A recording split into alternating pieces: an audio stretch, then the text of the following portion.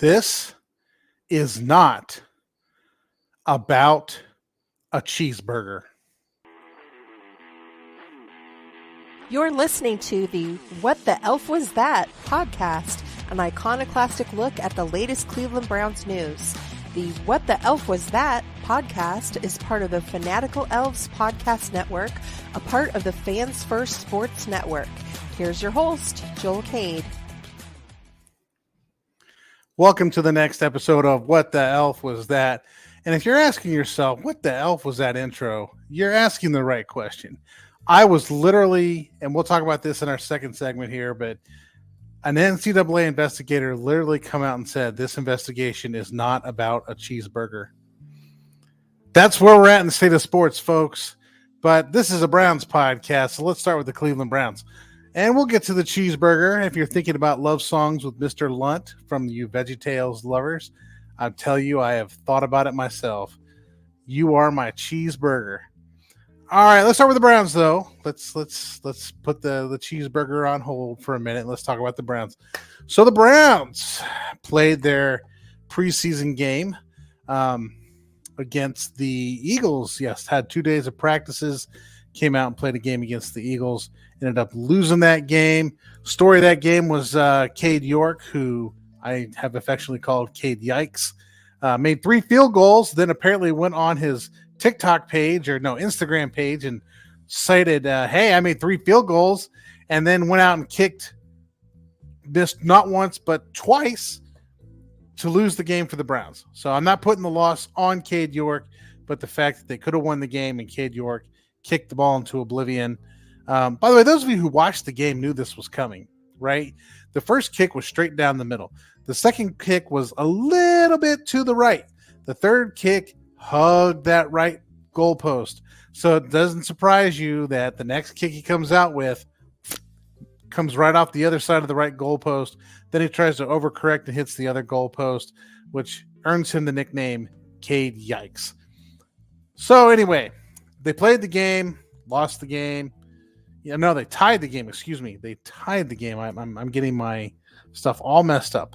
They tied the game, but that's not what was interesting this week. What was really interesting this week is that the Browns have restructured Myles Garrett's contract.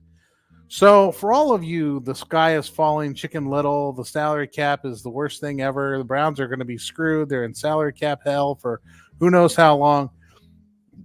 They have restructured Myles Garrett's contract and are now sitting at $34 million in unused cap space, which, by the way, is the most unused cap space in the NFL. Which leads me to ask the question, what the hell are the Browns doing? I mean, are there more people out there that they want to sign because they need cap space? Now, the first and obvious person they should sign is a kicker. So I don't know who's out there available as kickers, but they should be like looking around because Cade Yikes just ain't making it happen. I'm all for sticking with kickers, but I also don't like kickers, and I don't like kickers for a reason. They're a bunch of weird people. Although I will say there is a kicker who has caught my imagination, and we'll get to that later. But there's one kicker that I hate less than all the other kickers, but only by a little bit. I mean, like I still hate kickers with like my fabric of my very being. It's like written into my DNA to hate kickers. But there's one I hate just a little bit less. I'm fighting against my good nature. I may actually respect a kicker. But what are the Browns doing with Myles Garrett, right? They restructured his contract, opened up now they have a total of $34 million in cap space. They could roll that cap space over, but I'm not really sure why you'd want to do that. You would just basically be adding the $34 million on top of what you already currently have. So unless there's a cap reason for the next season, this makes sense. It doesn't make sense for the Browns to keep doing this unless there's something on the horizon. Okay? Who or what could be on the horizon? So let's look at some of the people that we think, or I think, that maybe the Browns might be interested in. One would be Aaron Donald of the Los Angeles Rams. Not sure what his cap number is, because if I did better research, I'd be a better podcaster, right? But could the Browns be interested in Aaron Donald? Aaron Donald, of course, is famous for, I know what you guys think he's famous for, is being a good defensive tackle. I think he's famous for the fact that he got into practice double-fisted a couple helmets and started beating the crap out of Bengals players. Then the NFL came out and said, well, we don't really give a crap about Aaron Donald beating the crap out of people with helmets. That happened in practice. So, word of note, you can beat people with helmets in practice, but you can't beat people with helmets in games. If you beat people with helmets on primetime, we'll suspend you indefinitely. But if you have one helmet in one hand, another helmet in another hand, and you're beating up Cincinnati Bengals players, we don't care because it happened in practice. So that is the moral compass of the NFL. And keep that in mind when they talk about Deshaun Watson. But this is where the state of the NFL is. Aaron Donald would be a good pickup. Put him right there. There's a 3 technique. He's been a tremendous 3 technique, would fit this defense well. Another player on the horizon could be Davante Adams. Davante Adams, you might remember, played with Aaron Rodgers in Green Bay. And Davante Adams left Green Bay to play with his homeboy, Derek Carr. Derek Carr now is off and gone and playing in New Orleans. So what does Davante Adams have now? Jimmy Garoppolo? Which means about 3 games into the season, whoever Jimmy Garoppolo's backup is will be throwing him the ball, not Jimmy Garoppolo, because, you know, that guy gets hurt like nonstop. Plus, he throws the ball all weird, and it, like, flutters in the air like a little dead duck. But I digress. Another player out there is Jonathan Taylor. Jonathan Taylor has, by the way, he's the running back from the Indianapolis Colts, who was recently given permission to seek a trade. Jonathan Taylor of the famous running back crew that came out and complained that they don't get paid. So maybe the Browns were thinking about paying Jonathan Taylor. This does not make sense to me because you have one running back you've already paid on a second contract, going to want to be on a third contract, and you've got Jonathan Taylor who's on his rookie deal, and you have to give him a second contract, and the Colts have used him, and he may be worn out, but we will see what happens.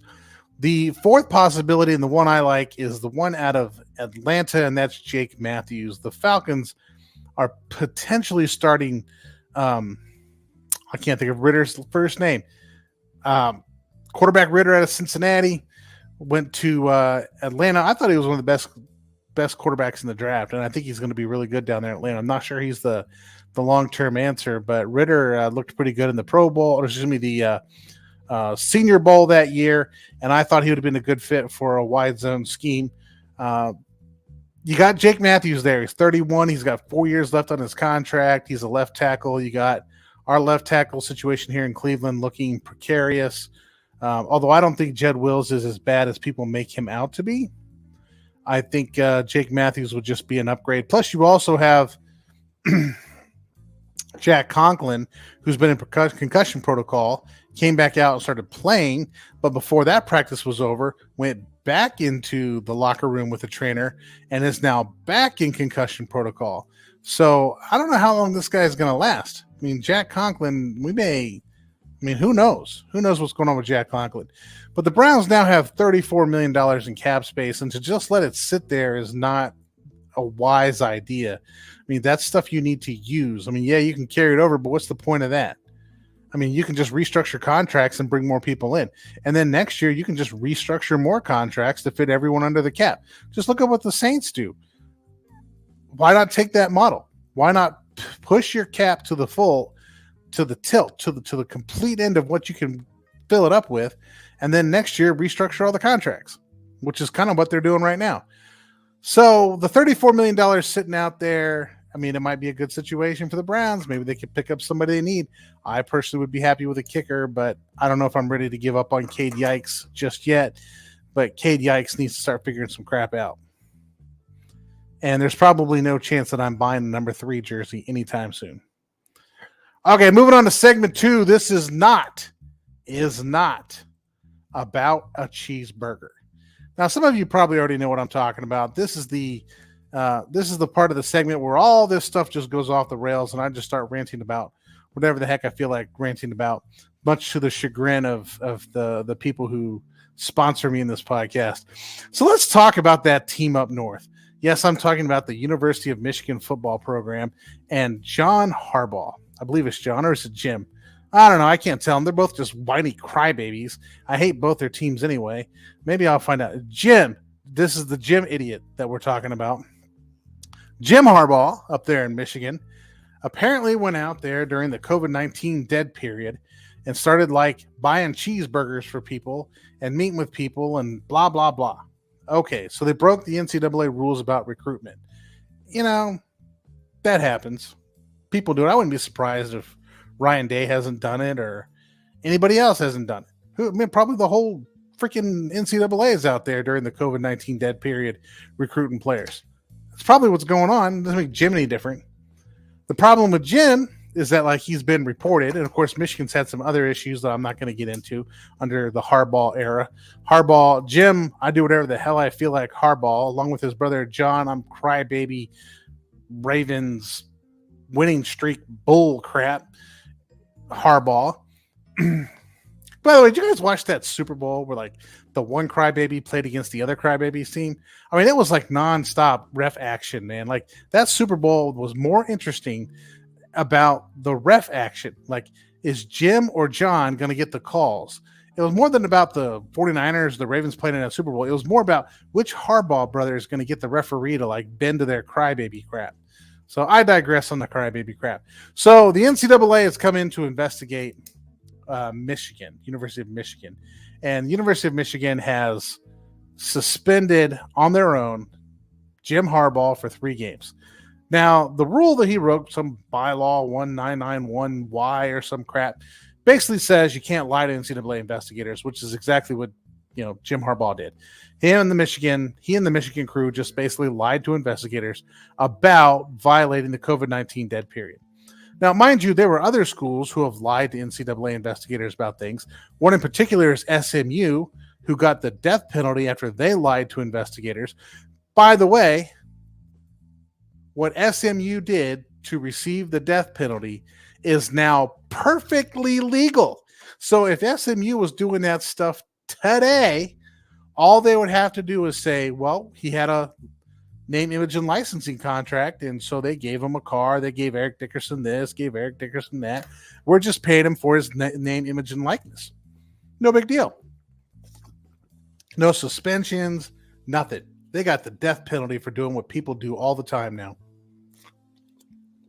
Think about that for a while. So the lead NCAA investigator came out because the big joke around the investigation is that Jim Harbaugh is going to get suspended for buying cheeseburgers, and came out and made this quote. The Michigan infractions case is related to impermissible on and off campus recruiting during the COVID-19 dead period and impermissible coaching activities. Not a cheeseburger. Now, if you have to say it's not about a cheeseburger, you see where the spin has gone. It's actually kind of funny. They'll investigate you for buying cheeseburgers. They'll investigate Johnny Manziel for selling his name, image, and likeness when you weren't supposed to. Actually, that's not even why they busted him. They busted him because he prevented other people from making money off his name, image, and likeness, which is like total horse crap.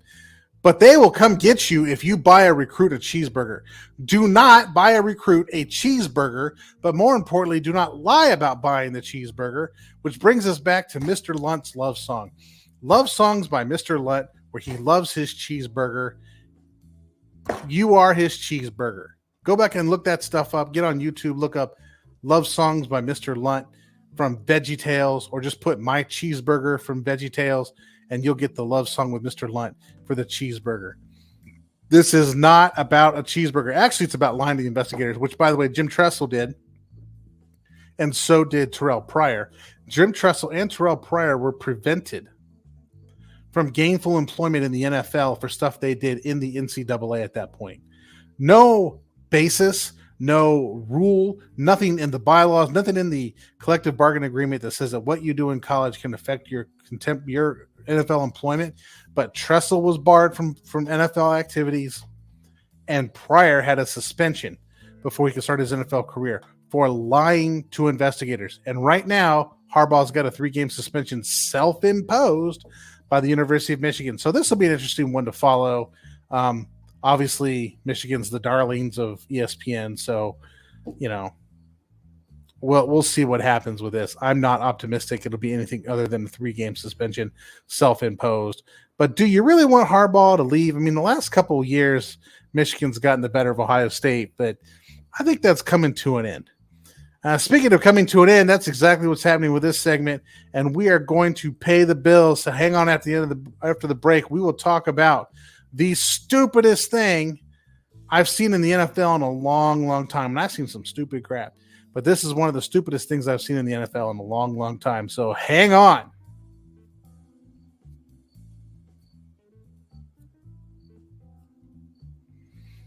All right, guys, we're back. Thanks for listening to the commercials there. Go to our sponsors, patronize our sponsors. We, at some point in time, might make money off that. But more than that, listen to the podcasts on the Fanatical Elves Podcast Network. We've got Any Given Sunday, Brown South, Dog Pound South, I believe is what it's called, podcast. We've got the Cleveland Browniacs, formerly known as Football Philosophy and Rocket Science, with Elliot and yours truly. We've got a lot of podcasts out there that can go out there and that can fill up your week and give you all the Browns news. And all those podcasts allow me to sit here and rant about all the stupid crap I like to, because there's only so much in the news you can hear about the Browns. And sometimes you just want to hear about something else. Particularly, you want to hear about how much I hate the Ravens. This is the infamous Ravens Hate segment. So the Baltimore Ravens. And before we get into this other part, did you guys see the clip where Ravens tight end Mark Andrews was coming across, looked like a 10-yard out or something, and he caught the ball. A Washington Commanders player came up, ripped the ball out. Another guy comes in from off the screen, jumps on the ball. Mark Andrews gets up, whistle blown, everybody stop. Play is clearly over. Gets up, grabs the Commander player that jumped on the fumble, picks him up and body slams him and separates his shoulder. That's the Ravens for you, everybody. And I think you guys know this is what they do. And, that's kind of like double fist in helmets, hitting people with helmets like Aaron Donald, because it happens in practice, so nobody cares. But I bet if he does that in a game, he gets suspended indefinitely. Well, maybe not. He plays for the Ravens. So, I mean, give or take, depending with the outrage level. If the outrage level is low, then it probably won't happen. But if the outrage level is high, the moral compass just goes with the outrage level, which is idiotic, but that's the NFL. So now the Ravens are out there proving who they are. It's time to talk about one of the stupidest things I've ever seen. Well, stupidest things I've ever seen in the NFL. And we have some stupid crap. The Ravens, on Monday night, last night, had the stupidest streak in the NFL history broken, where their preseason victory of 24 consecutive games was ended. That's right, folks. The Ravens have won 24 consecutive preseason games. Just think about how idiotic and stupid that is. I will give you a second. The Ravens are clearly the preseason champions. And this is how far they would go to win games. Okay, they're playing the Eagles the week before, and they bring in a Pro Bowl cornerback. A Pro Bowl quarterback, right, in Tyler Huntley. Pro Bowl quarterback, look it up, to start the third and fourth quarters, played the entire second half against the Eagles. That is a Pro Bowl quarterback playing against third-teamers. This is what they will do to continue their winning streak. But the Washington Commies, the Commanders, ended this win streak last night. This win streak, the Ravens haven't lost a preseason game since 2016. Think about that. They have not lost a preseason game since 2016. Of course, when you're putting Pro Bowlers out there against third teamers, I'm not sure you're ever going to lose a game. But here's what Dean Tracy of the Sporting News said about this. And this is where I just my moron alert comes up. Dean Tracy writes, winning 24 consecutive regular season games seems impossible. And that's because it is impossible. Nobody's ever done it. But 24 consecutive preseason wins might even be more difficult. That's right. Dean Tracy of the Sporting News thinks winning 24 preseason football games is possibly a better streak than winning 24 regular season games consecutively. Moron alert! Moron alert! Okay, Mr. Tracy of the Sporting News, I'm sure you're just trying to be, just rhetorical and build up the ramping it up because, we are talking about the stupidest streak in sports. Hey, we've won a whole bunch of practice games. That's right, practice. We're talking about practice. We win practice games. That's their thing. They went out and won practice games. So I'm not going to lie. I watched a little bit of this game because there was some buildup. Like this guy Cosme, left tackle coming out of the Commanders, came out and said, we're going to win this game. Basically did the Joe Namath, we're going to guarantee a victory game, right? So the guaranteeing a victory speech. So I figured, this guy's going to get cheap shotted the whole game. I didn't actually see if he played. Didn't even bother. I watched some of the game, but I didn't look for him. But I'm sure he got all the mouthing and all the cheap shots that anybody could ask for. If Mark Andrews is going to pick up a defensive player and body slam him and separate his shoulder just because he's pissed off he dropped the ball, then this guy is going to get it. So I'm not watching the game, but I did kind of want to see what happened. So today I was so engrossed in it, I waited until about 3:30. That's how long I waited to find out what actually happened in this game, only to find out that Joey Sly, the kicker Joey Sly, makes a field goal that ends the Ravens' idiotic 24-game preseason winning streak. And after he makes the kick, right, he's sitting there celebrating. Then he throws up the loser sign, right? The finger and the index finger up for the L, puts up on his forehead, making that L for the loser, which makes me hate Joey Sly just a little bit less than I hate everyone else. Joey Sly throwing up the loser, the L, over towards the Ravens with the kick. And I thought this is actually kind of funny because since 2016, the Ravens have come out and have cared and have wanted to win all these preseason games. We're going to win this game. We're going to win this game. We're going to put in third team. We're going to put in Pro Bowlers against third teamers. We're going to do everything we can to win these games, right? It's kind of stupid, idiotic crap is this. Then one team decides, okay, you know what? I'm sick of this. We're sick of the whole crap. We're sick of this winning streak. And the first team that comes up and says anything about it goes out and beats the Ravens. And then you hear nothing about it, right? I didn't hear about it. I was looking at news all day long. Didn't hear a single thing about it. But all week leading up to this game, oh my God, the Ravens and their win streak. Oh my God, the Ravens and their win streak. All over the news. And Joey Sly brings the L. Maybe the Browns should trade for that guy. He's got some big arms, man. He could probably give Myles Garrett a run for their money.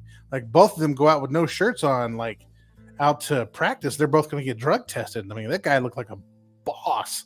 He's a hoss. So good for Joey Sly giving the Ravens the L in the preseason. I don't know if they played a Pro Bowler against fourth teamers again, but that would totally seem to be something the Ravens would do. All right, let's shift gears. Speaking of Browns and former Browns, Baker Mayfield's back in the news. And no, I'm not talking about the fact, and you've all seen it, where his family apparently stole $12 million from it, which, by the way, screw you people. He goes out there and makes money, and you're just going to live off him like some damn leech. I understand to have an ex who leeches off people. I understand that, right? We all have these people that leech off us. I have an ex. She tries to leech off people. I get it. But screw you people for taking all his money. So Baker Mayfield, technically what he did was he filed a motion in court to make people reveal what happened to his money. And all the people named in the filing were his intimate family members.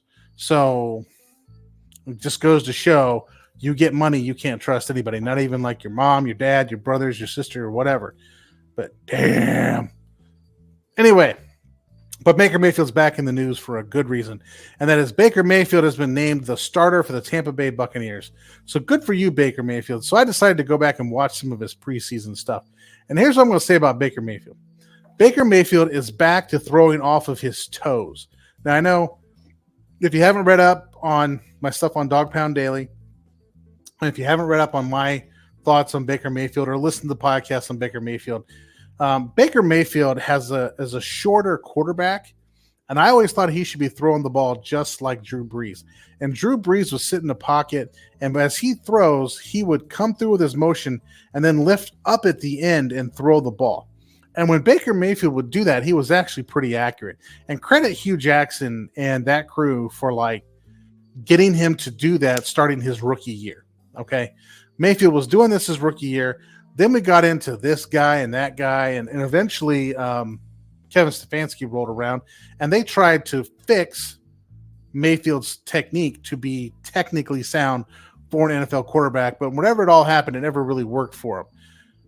So Tampa Bay, I think, has come up to the situation where it's like, okay, let's just let Baker be Baker in terms of like he's got some wonky mechanics, although he has been working to fix some of those mechanics, actively working with people to fix those mechanics. But let's get him thrown off his toes again. And so I watched him in the preseason game against the starters of the Steelers, the starters they threw out there, which wasn't everybody. But Baker Mayfield actually looked like a pretty decent quarterback. He was calm in the pocket. He wasn't trying to escape to the right like you'd see him in Cleveland all the time. If his first read wasn't there, he's always running out to the right. And teams figured this out on Baker, and it was a disaster from there on. But he stood in the pocket. You could see him scan left to right or right to left, depending on his progressions. He'd throw accurate passes. You know, he was doing all the things that we'd hoped Baker would be able to do in Cleveland. So it may have taken him 5 years or so to start to figure things out on his own, for him to grow up a little bit. I don't know if he's grown up or not, but the fact that you're trying to figure out where your money is, that tells you at least somebody's starting to pay attention to what's going on in life and what's going on and what's what. So that might be a sign of maturity for him. And he's actually starting to look like a pretty good quarterback. I mean, again, this was in a preseason game, which only counts for the Ravens, because they're the only teams that give a crap about these preseason games. So Baker Mayfield is doing it in a preseason game, which if he played for the Ravens would mean that he's like an all-pro and they had nothing to worry about. But for the most part, he looked like he's doing pretty good. And, you know, I know he's a former Brown. I know some people are really down on the guy, and everybody hates those Baker bros, man. Oh, my God. Everybody hates those people. But, you know, good luck to Baker Mayfield. I mean, I really hope he comes out and is successful. I mean, he has always put in the hard work. He's tried really hard. Sometimes he gets in his own way. But if he can get out of his own head and get out of his own way, I'd be really happy to see Baker Mayfield make it in the NFL. So I'm going to actually watch Tampa Bay. And even though you guys know I'm a closet Carolina Panthers fan, that's my second team, I'll be rooting for Baker Mayfield, except against the Panthers. I'd like to see him do pretty well, but he looked like he was starting to become a good NFL quarterback. But as Mike Tyson says, everybody's got a plan until you get punched in the mouth. So let's see what happens when Baker gets punched in the mouth, and we'll see if that maturity still sits there, if those mechanics are still there, and if he can still command a team and move down the field. So that is all we have this week. I want to thank everybody for checking the show out. Again, stick around. Check out What the Elf Was At next week. Check out the Cleveland Browniacs with Elliot and I. And, give us all a look here on the Fanatical Elves Network. Check out the podcast. Everyone does a fantastic job. And we'll see you next time. Thank you for listening to the What the Elf Was That podcast. Please like, subscribe, and tell all your friends to give a listen. You can follow host Joel Cade on Twitter @TheLeftGuard.